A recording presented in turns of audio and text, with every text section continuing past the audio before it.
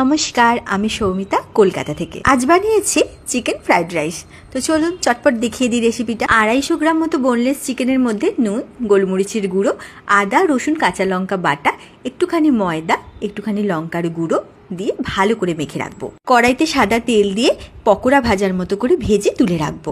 বেশ খানিকটা ফুলকপি আমি জলে ভাপিয়ে নিয়েছি, সেটার মধ্যে লঙ্কা গুঁড়ো, ময়দা, গোলমরিচের গুঁড়ো, আদা, রসুন, কাঁচা লঙ্কা বাটা দিয়ে ভালো করে মেখে পকোড়ার মতো করে ভেজে নেব। ওই বাটির মধ্যে দুটো ডিম দিয়ে ভালো করে নুন আর গোলমরিচ দিয়ে ফেটিয়ে রেখে দেবো। ক্যাপসিকাম, গাজর, বিনস এগুলো আমি আগে থেকে কুচিয়ে রেখে দিয়েছি। ফুলকপি ভেজে নেওয়ার পর ওই তেলের মধ্যে গাজর, বিনস দিয়ে ভেজে নিয়ে ক্যাপসিকামটা ভেজে তুলে রাখবো। সবজিগুলো ভাজার সময় আমাদেরকে লক্ষ্য রাখতে হবে খুব বেশি যাতে ভাজা না হয়ে যায়। অলমোস্ট 70% বা 80% হয়ে গেলে আমরা তুলে নেব। তারপর ডিমটাও ভেজে তুলে রাখবো।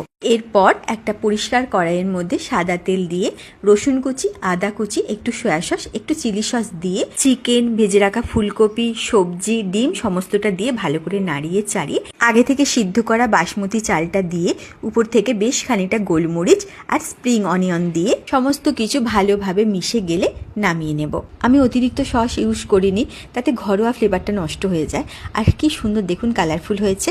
পরের দিন চিকেনের রেসিপিটা শেয়ার করবো আপনাদের সাথে। Thank you.